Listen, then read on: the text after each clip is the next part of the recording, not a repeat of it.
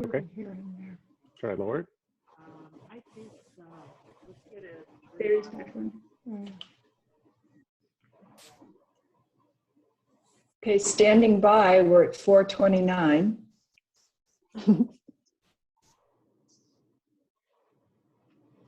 And here we go. Welcome, everyone. I'm Karen MacNeil, author of the Wine Bible and editor of the digital newsletter Wine Speed. And this is the Great Wines of Oakville Napa Valley, session number 2. And we're so excited to be here and so excited that you're here.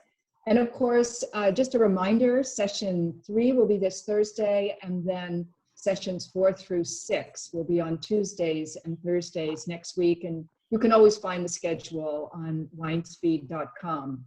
So I've always wondered as a journalist, just what makes the Cabernets and the Cabernet Francs and the Bordeaux varieties of Oakville just so compelling. And so the word that sometimes comes to mind for me is immaculate and complex.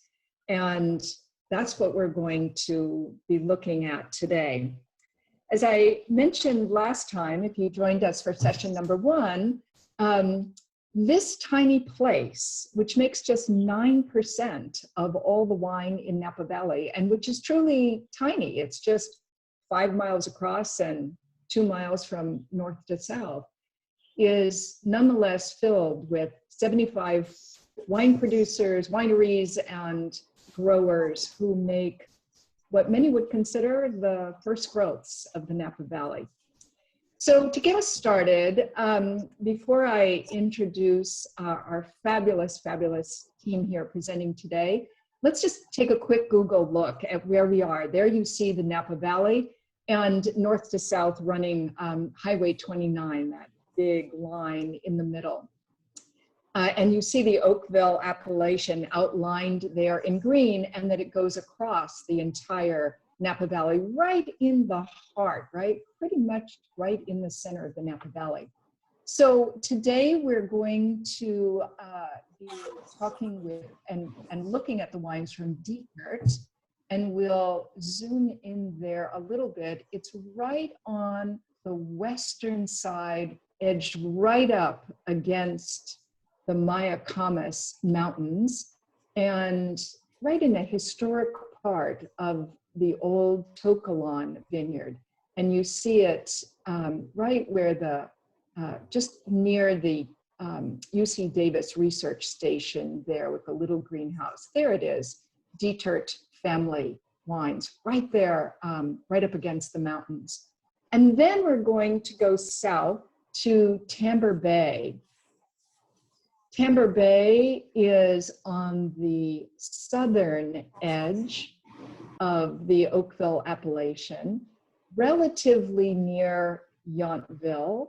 And here we are going a little bit south. And I think you can see it there. Tamber Bay is, there it is, just you have to sort of turn your head a little bit to read it, right by Hoops Vineyard. And not very far, actually, from the famous Dominus Vineyard in the southern appellation next door to Oakville, which is the Yountville appellation. And then let's head east, and we'll go up to Crossroads. Crossroads is part of Rudd Estate. And of course, Rudd is right there, one of the great collapsed landslides on the eastern part of Oakville. There you see it, Rudd Estate, right there on the Silverado Trail, where the Silverado Trail meets the Oakville Crossroad with its incredible neighbors Gargiulo, Screaming Eagle, Bon St. Eden, Della Valle, a little bit up and above Rudd, that same fantastic red rocky soil. All right, so let me, now that we've had a quick glimpse, thank you Google Earth, let me tell you who's here with me today. Tom Garrett is the owner and winemaker of Detert Family Vineyards, and you see him there with a winery in the background.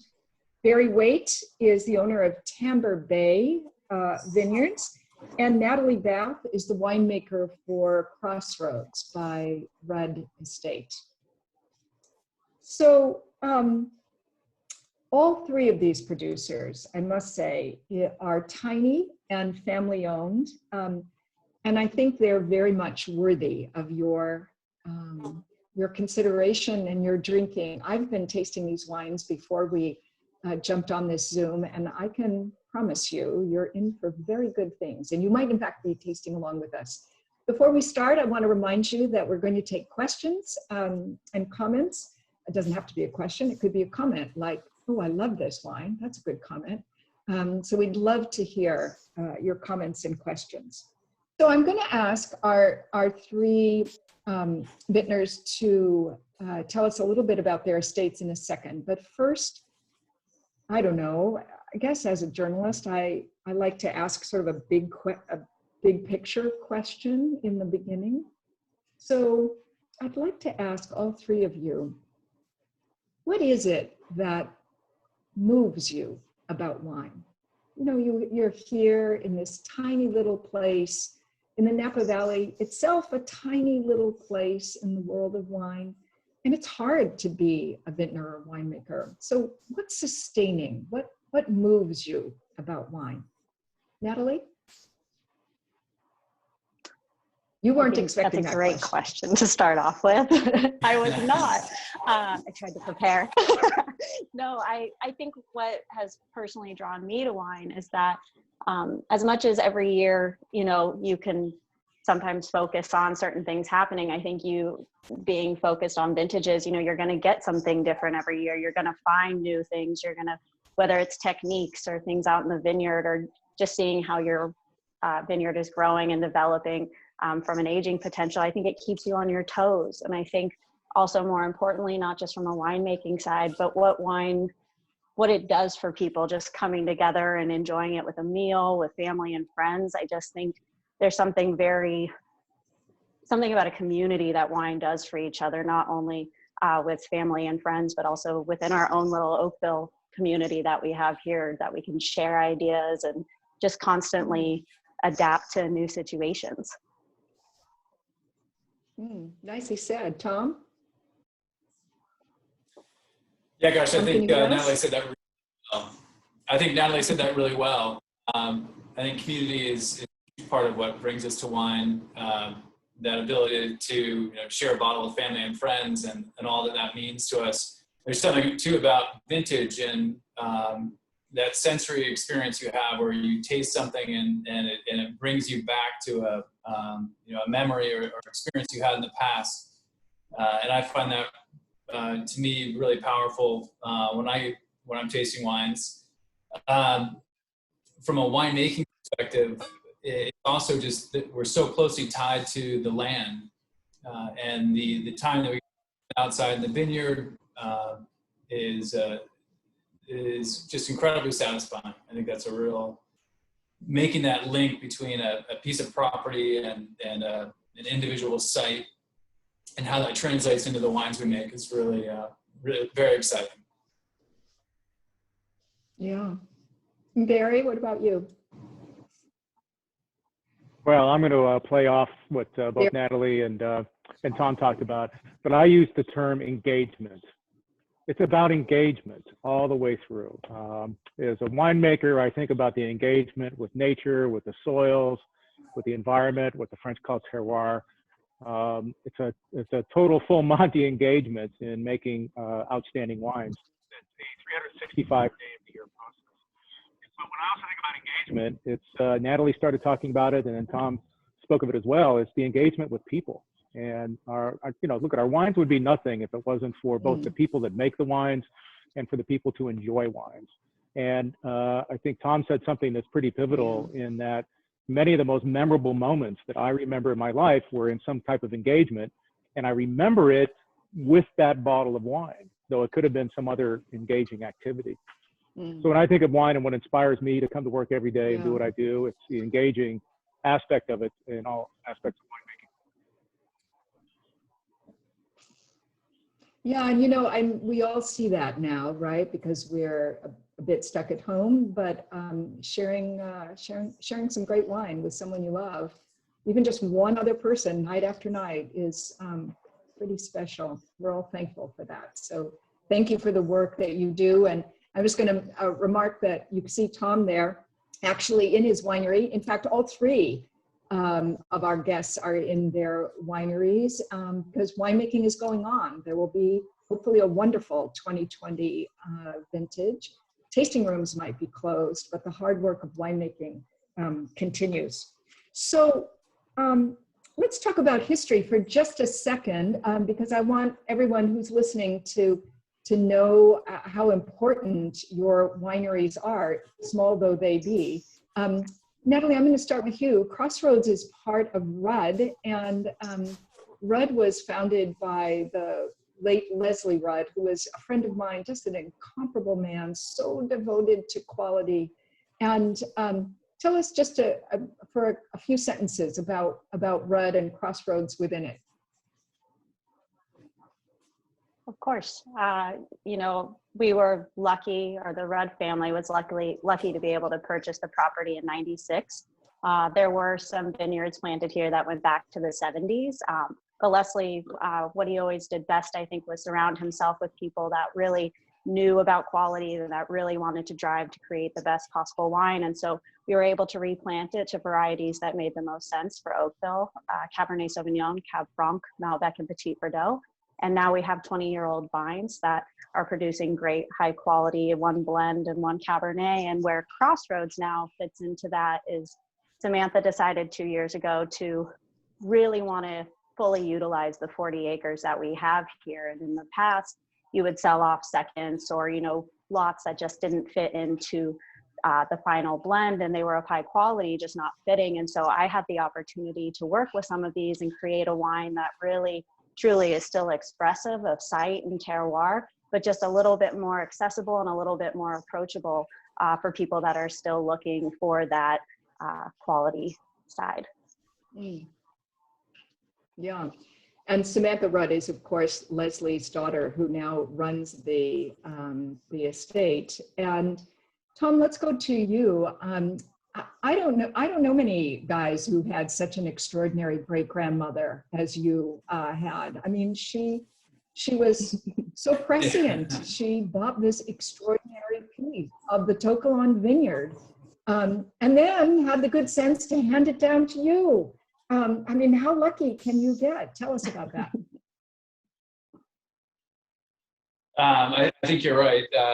Luck is a huge part of it, and I feel incredibly fortunate, as do my rest of our family. So I own Detert with my brother and my cousin, and we get to work very closely together and really enjoy working with each other. We're the three grandsons of this generation, but it still is amazing to us that our great grandmother thought to buy the property. And really, she bought it not necessarily intending to grow grapes, but the grapes were there. She was looking to settle down after her husband had passed away in her late 60s, and was just fortunate to buy this property out of the Stelling estate from Mrs. Stelling, who her husband had owned all of Tokelon at that point. So yeah, very fortunate. My great grandmother turned over, vineyard management and grape sales to my grandfather, and our generation, we looked up to my grandfather, Detert. Really had a deep love for him, and he was really the one who instilled the love for the property, the love for wine, the vineyard, into both my mom and my aunts, but also into our generation. So very, very fortunate that it's gone this direction. And for anyone who is listening but may not know, the Tokelon Vineyard is the Tokelon Vineyard is quite possibly the most famous vineyard in the United States. It is a very old vineyard dating from the 1860s in the Napa Valley on a beautiful bench that comes right out of the Mayacamas Mountains in the Napa Valley, right into the center of Oakville. And Barry, tell us about Tambour Bay. I understand it's named after 2 horses, and we're going to ask you later about being a significant rider yourself. But tell us about the winery. Tambour Bay was started in 1999 when I decided to come to Napa Valley and venture into the wine world. I bought a couple properties up here, one in the Oakville appellation, which is subject to this conversation. Also one in Yountville. Later, I purchased the property up in Calistoga, which is Sundance Ranch, which is very horse related, and that's where our winery is. So we're kind of spread out all over the valley. I originally got into the business as a grower, and then in 2001, hired a young man by the name of Thomas Brown, who was starting to think about making wine for some folks. And he latched on to me, and we made 150 cases of wine my very first year. And from that, it went to 300, went to 600. And today, with all the properties going on, you know, we make about 8,000 to 9,000 cases of wine for the Tamber Bay label, of which our Oakville Cabernet is our flagship wine. All right. Well, wonderful. Thank you, all 3 of you, for sharing a little bit of those stories. Let's taste these wines.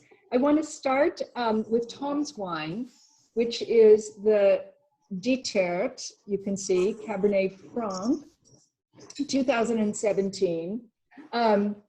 Detert has what is most probably the oldest Cabernet Franc in California. It is certainly the oldest Cabernet Franc in the Napa Valley. And Cabernet Franc, a little known fact, is actually the prices paid for Cabernet Franc exceed the prices paid for Cabernet Sauvignon. It's the most expensive grape in the Napa Valley, and in fact, the most expensive grape in California, in part because it is rare, but also in part because it doesn't love every place. It's not like Chardonnay. You can't just kind of get away with planting it in a lot of places. It's really, really fussy. Am I saying anything wrong about this, Tom? No, I think you're right on. Tom, tell us about this wine. And I think our history, our history with Cabernet Franc, again, dates back to the early history of the property. So when my great-grandma bought the property in 1954, it had actually been planted to Cabernet Franc in 1949 by Martin Stelling. And so that was believed to be the first production planting of Cabernet Franc in Napa Valley. The site, as you said, is critical. We're at the westernmost edge of Tokelon, very deep, well-drained soils. The whole Tokelon is a big alluvial fan.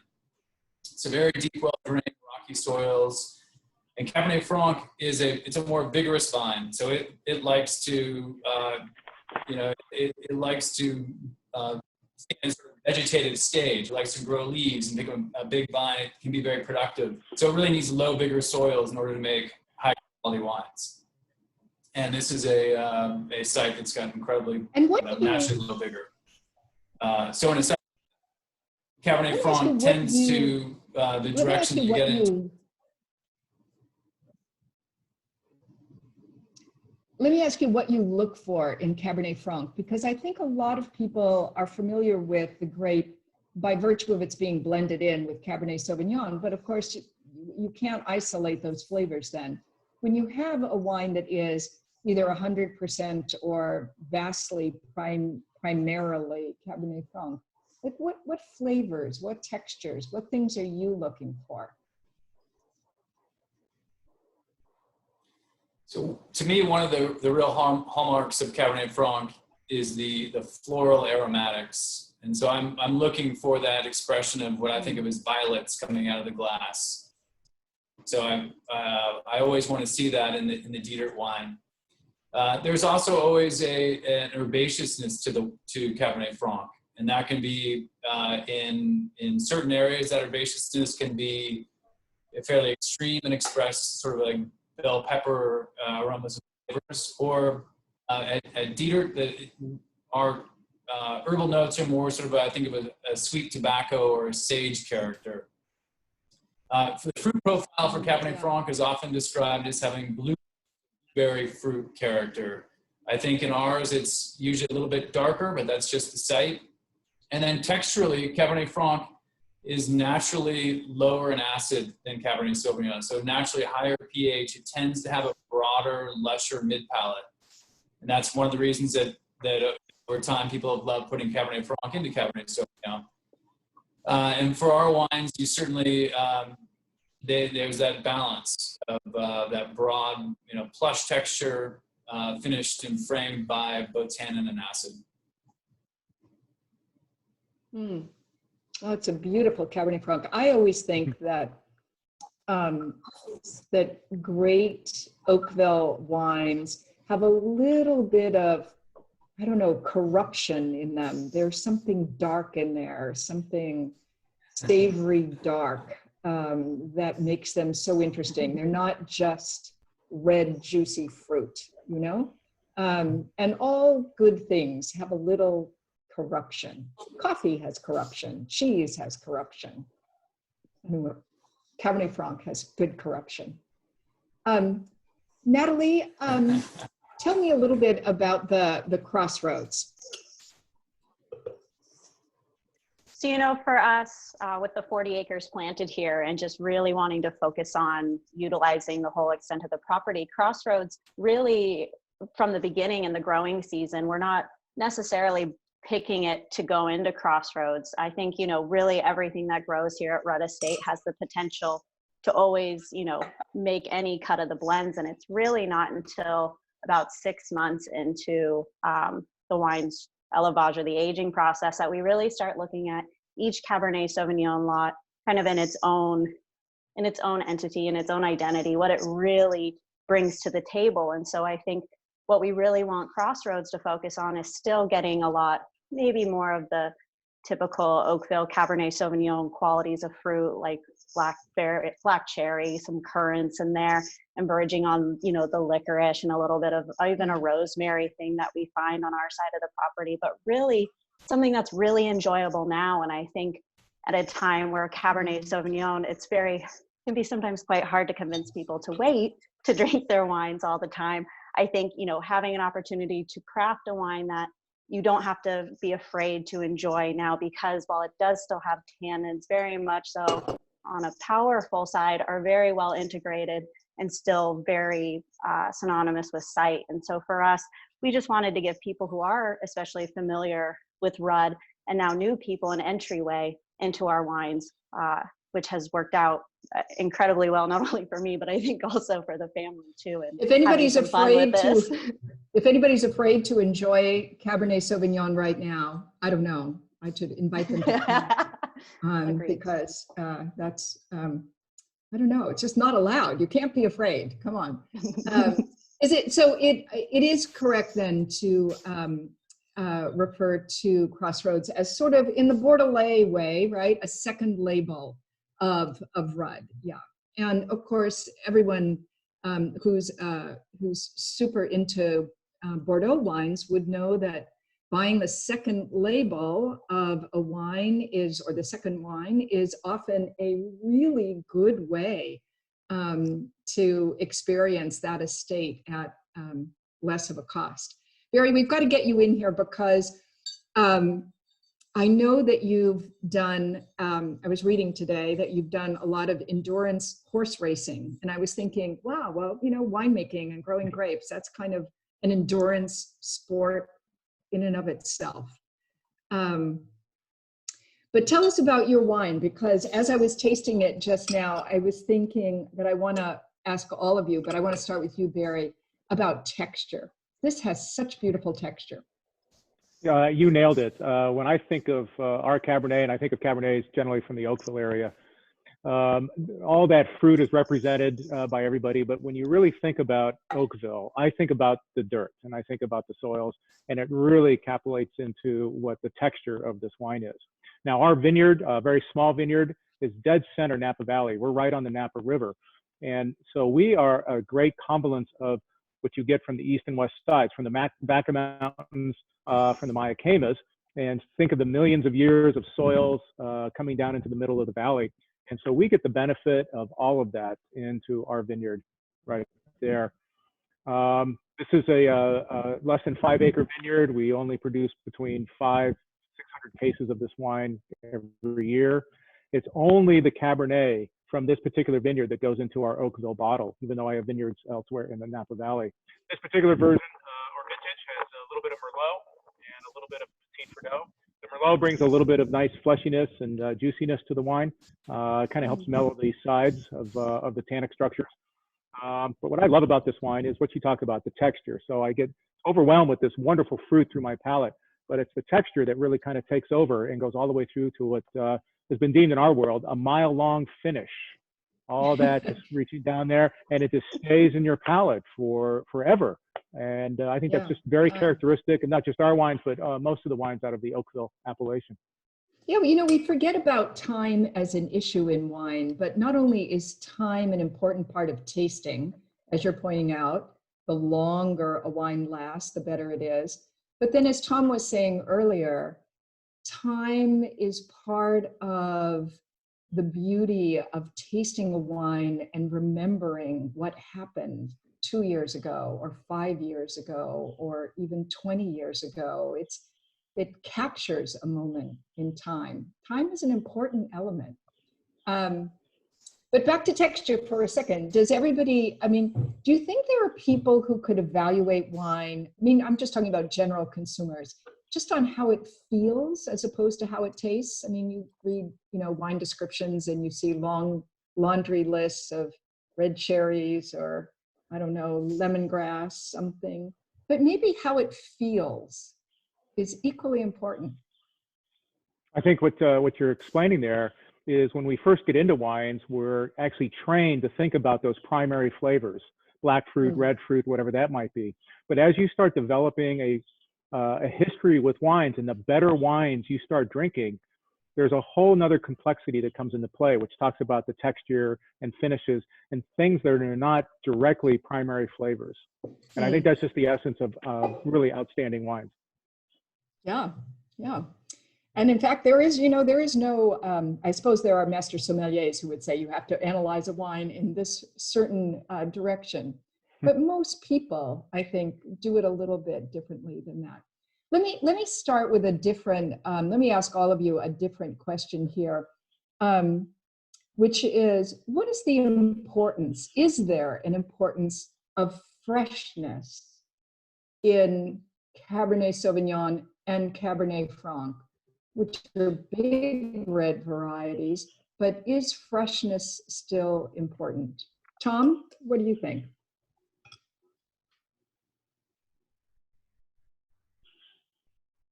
I've lost Tom's sound. Pardon me, I think I was muted there. Yeah, freshness is really a critical part of Bordeaux varieties. And there may have been a time over the last 15, 20 years when we didn't focus so much on freshness, we focused more on extraction. But freshness is critical to aromatics. It's critical to our just general enjoyment of the wine. It's what brings you back for that next sip. It's what makes you want to, not just have one glass, but have that second glass. It's what gives it a sense of liveliness. And that energy, I think, is really critical to our enjoyment and critical to wine.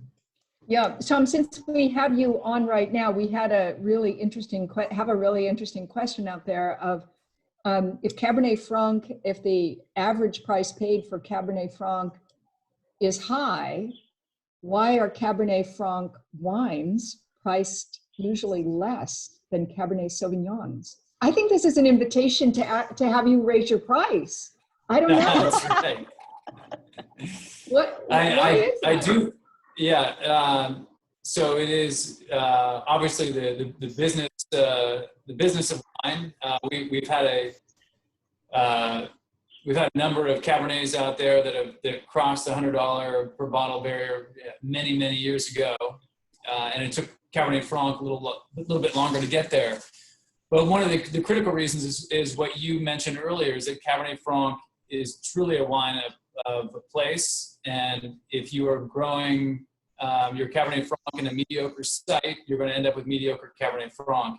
And that is largely what was available for most Cabernet Franc in Napa Valley for many, many years. It really wasn't until the last probably decade that winemakers and winery owners decided, hey, you know, if we're going to make a great Cabernet Franc, we really need to put it in that site on our property where it will excel. Otherwise, it's not going to be there. So there now is more of there's a bit of a trend toward higher priced Cabernet Franc. It's out there, but but that's why. Well, and we should mention as well that Cabernet Franc is, of course, the father of Cabernet Sauvignon. Sometime about 400 years ago, Cabernet Franc and Sauvignon Blanc had a nice moment in nature. Nobody did it; they just did it themselves, and the result was Cabernet Sauvignon. And that Cabernet Franc is originally, from a heritage standpoint, a Spanish variety. It's from the Basque region of Spain.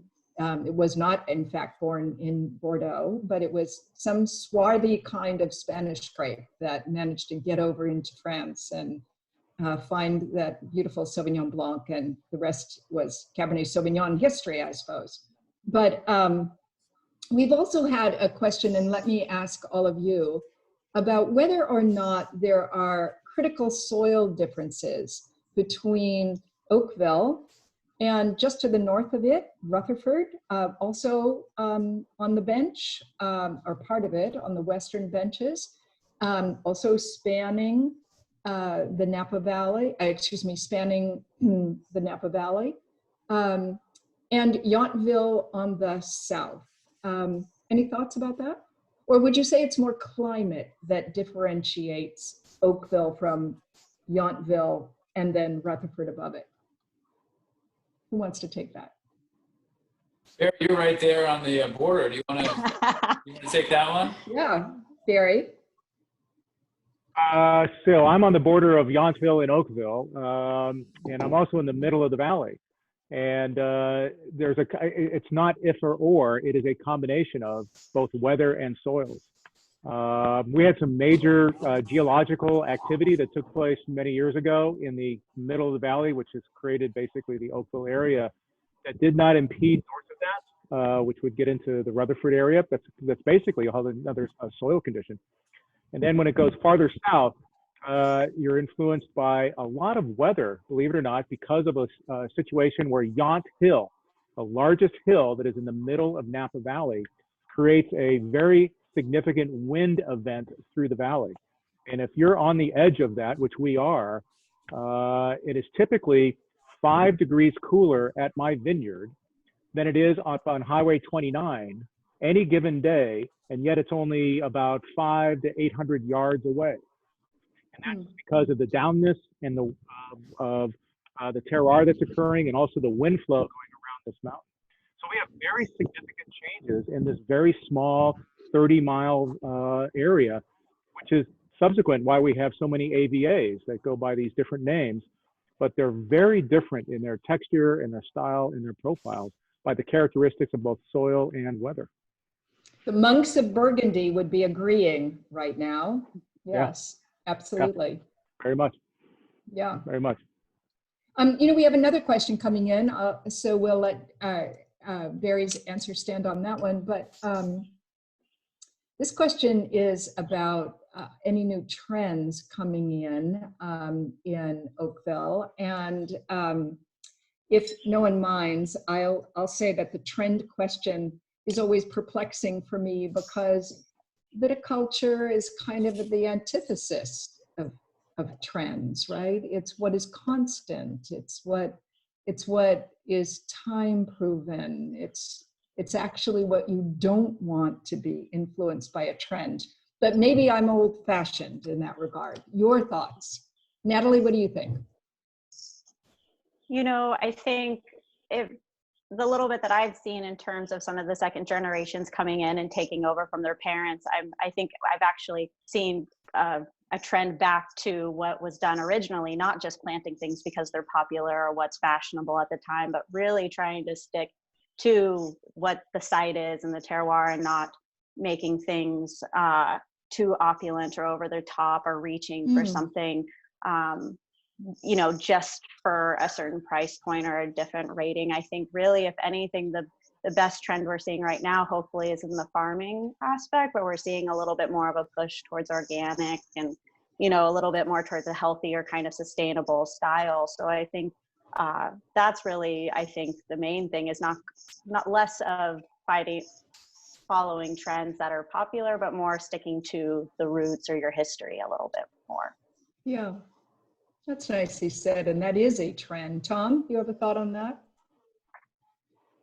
Again, I think Natalie put it really well. I think the focus on community that we're seeing is it's always been there, but it feels like it's even more of a trend now, where we that idea that we work together as a community has been around, you know, from the beginning. Certainly something that Robert Mondavi spoke very much about. But I feel it even more so today. And I think from whether it's a viticultural perspective or a winemaking perspective, we're all looking to share information, share ideas, and really do our utmost to increase quality both in the vineyard and winemaking. So that's, I think, is really a wonderful trend. Yeah, and it's why a place like Oakville has, in essentially maybe 180 years or so, moved as far as many European regions moved in 600, 700, 800 years, because it is a region that is so, it works together so well. It's quite astounding. When I lived in New York many years ago, I would come out as a New York journalist and I would think, no, there's got to be an understory here. These people can't be this, this cohesive, and they can't be this, so kind to one another. But in fact, now that I live here, I see that it is that way. We had a question about, we're all tasting, we're tasting your 2017s across the board. The Detert, the Crossroads, and the Tambour Bay are all 2017s, which are your recent releases. But is there for each of you, is there a kind of, and I realize wine is not a cake, right? It's not ready at a certain moment, but do you like your own wine at a certain time, after 5 years, after 8 years, after 20 minutes? I mean, Barry, what would you say for Tamber Bay? Yeah, that's a great question, and I think it's a very individualistic question for every person. To be on the short side of the answer, I really enjoy my wines anywhere from a 3 to 5 year beginning to a 7 to 10 year. As much as I like and appreciate much older wines, and those tertiary flavors really come into play. For me, and we were talking about freshness earlier, I like wines that maintain their freshness, but still have that opportunity to develop within a bottle. So that, if I were to suggest, that 3 to 8 year window is really some of the best wines, at least from my particular palate, that I like. Okay, fair enough. Tom? Yeah, I tend to say rule of thumb is 7 years. And for that same concept, where you still have some of that fruit character, but you're beginning to have softening of tannin and developing all those secondary characters, as Barry was saying. So 7 years is my rule of thumb. Okay, and Natalie? I think I echo both of you in terms of focusing on the freshness kind of aspect, but I think, you know, for us, you know, when we release it, we're conscious of the fact that people will probably enjoy that, which is could possibly open it, that's at 4 years. And so probably between, you can feel comfortable opening at 4, but I think the sweet spot, like Tom said, is probably a little bit more around 7 years. For the red wines and for Crossroads, for this one, again, I think you should feel very comfortable enjoying it now, though, because that was how it was intended. And I'd like to share that with everyone watching, that if you think about the original premise of a case, like, why is wine sold in a case? right? Why is wine sold at 8? Nobody has researched this more than me. Believe me, I've looked for years, like who invented the case and why 12, right? And I can share with anyone who's interested exactly all the hypotheses for why 12. But we do know about why the case something, and that is that the whole original premise of wine was that you bought a number of bottles so that you could watch them through time, so that you could enjoy them at different moments, so that you could just take it home and have a bottle now, but then you could have a bottle in 4 years, and then you could have a bottle in 8 years, and then you could have a bottle maybe because you forgot about it in 17 years. In a way, I mean, I'm probably as guilty of this as anyone, but it really behooves all of us, if you love a wine, to buy more than one bottle, and at least 6 or something, you know, so that you really see a wine through time. And I have no horse in the race, so to speak.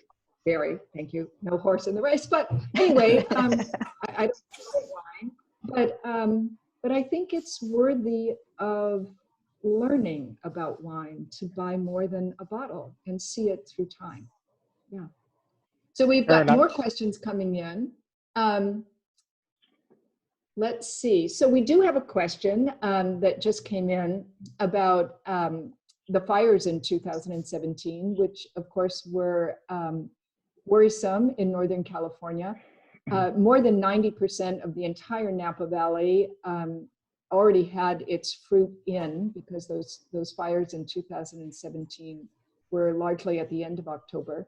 And I think all 3 of you were, all of your fruit was already in and safe. Is that right? Yeah. Yeah. And it's an important point. It's certainly an important point, but it's also the reason to really know the producer whose wines you're buying, and know that they're on top of every situation. And of course, for the Napa Valley, you know, I think many high quality producers are conscious of the idea that they do want to maintain freshness in their grapes, and they aren't leaving them out there to hang forever and ever. And thank goodness in 2017, that was an idea that was important in all kinds of ways. Certainly these 3 2017s are very beautiful. Any final comments from any of you? We've kind of almost come to the end of our talk. How about, oh, I know, here's what I have to ask. Oh, I forgot to ask, I have to ask this. Okay, we, you know, I was saying to you the other day that I wanted, usually when people talk about their wine, they're just talking about their wine, but I wanted each of you to have each other's wines so that you could just taste each other's wines. And I know you do just kind of casually because Oakville's a small place, but it's really interesting when you have just a 3 set as we have right now. So I don't know, here's your chance. Any comments on anybody else's wine? Oh, putting you on the spot. Journalists, people put me on the spot all the time. I'm liking it. I'm putting you on the spot. Well, I'll go ahead and volunteer my first thoughts. When I when I drink a Rudd, I cannot get the visual out of my mind of the red soil that is pervasive in their vineyards, and so I get this red brick mineralic notion in the fruit that comes out of there, which is very individualistic. It's that red soil condition is literally hundreds and hundreds of yards. It doesn't go very far, and Rudd is right in the middle of that. So that's when I think about Rudd and the fruit there. Now, if I go to Tom's wines and the Deterts and the Cabernet Franc, I mean, I think we nailed all the things about Franc and what we like about it. It's a difficult plant to grow. I think it's a very underappreciated wine here in the United States, unlike it is in France. And I think people are just kind of awakening to what it is as a standalone wine, because, you know, Tom, you probably know this better than I do, but most Cab Franc is used as blenders into wine. So it doesn't get the head of the stage.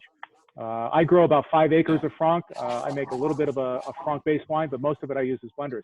But Franc, as you described it, that velvet, that rose kind of notion, blossoms, I think those are the things that really characterize that. And the Detert wines are just absolutely spectacular in that. Thank you. Cheers to that. Thanks, Barry. Wow. Well, thank you very much. Yeah, I think we were talking about texture earlier, and I think it's really the textural elements of the Crossroads and the Tambour Bay that were so striking to me. The Crossroads having that really very classic tannin acid profile and this really just beautiful length. I've always admired the red wines because of their structure. The framework is, to me, just very, very classic Napa Valley.